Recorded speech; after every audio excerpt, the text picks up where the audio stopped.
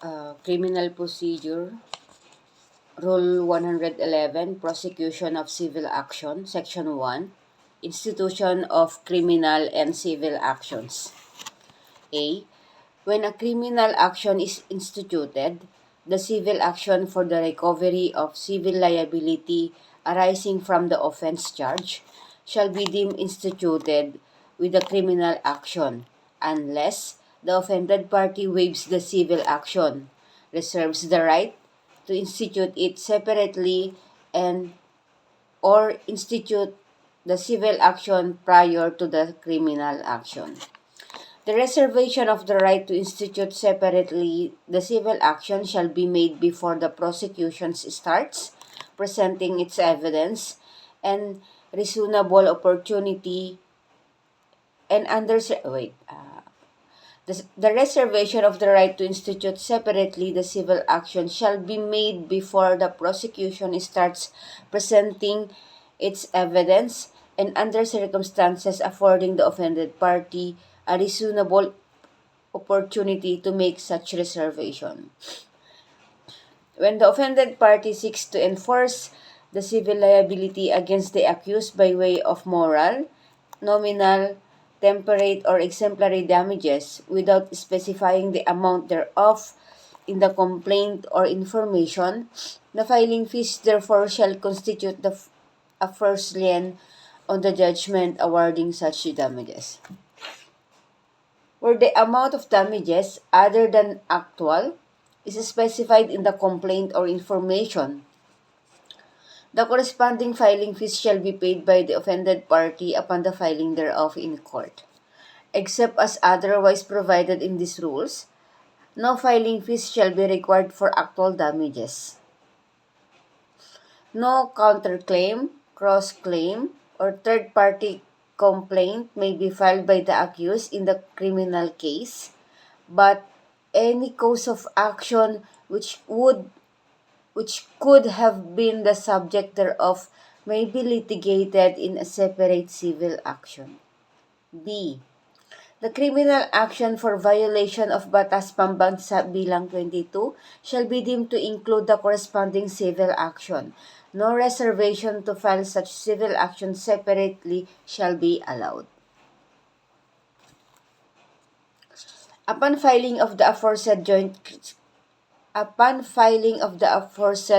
criminal and civil actions, the offended party shall pay in full the filing fees based on the amount of the check involved, which shall be considered as the actual damages claim.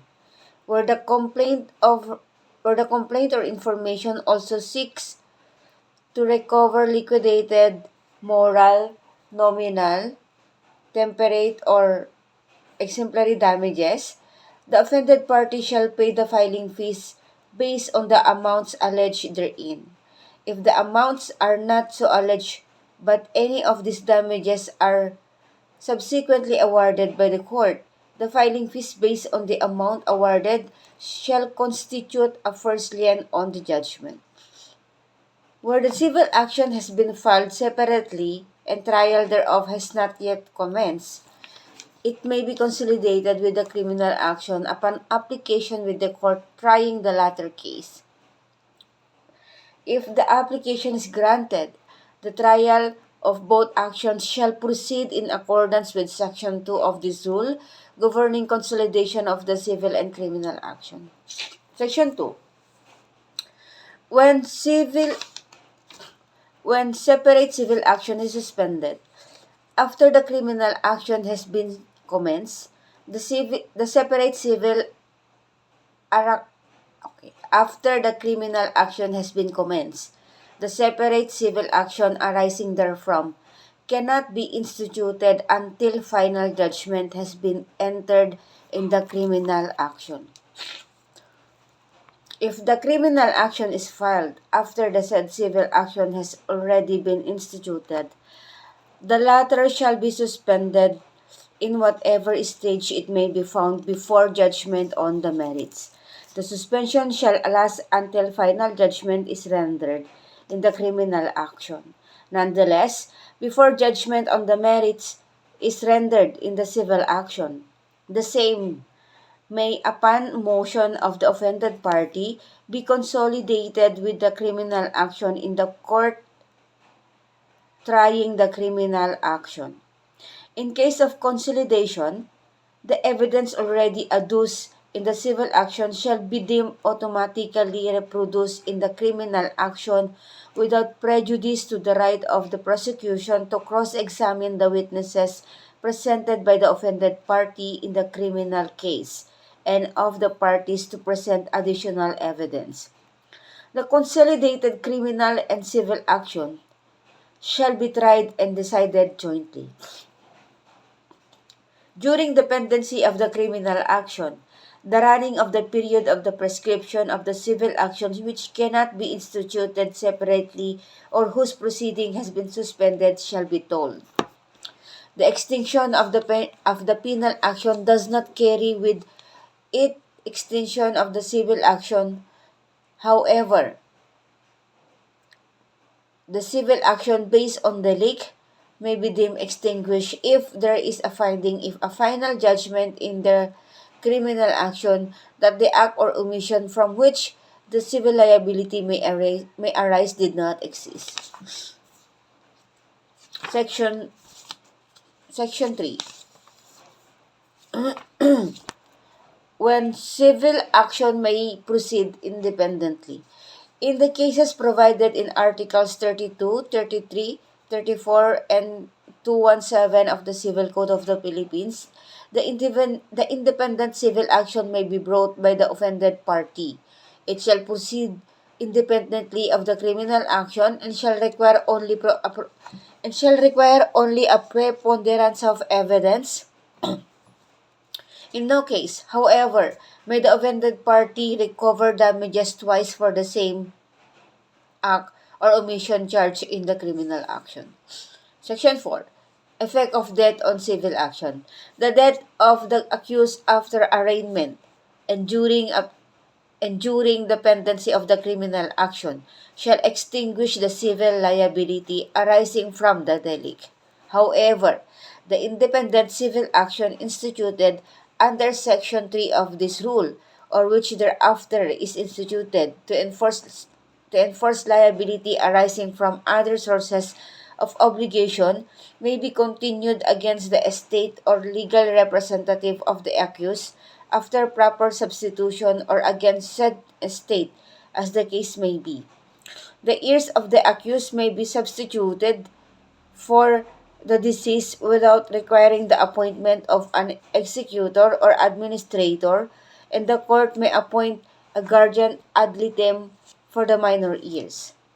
The court shall forthwith order said legal representative or representatives to appear and be substituted within a period of 30 days from notice.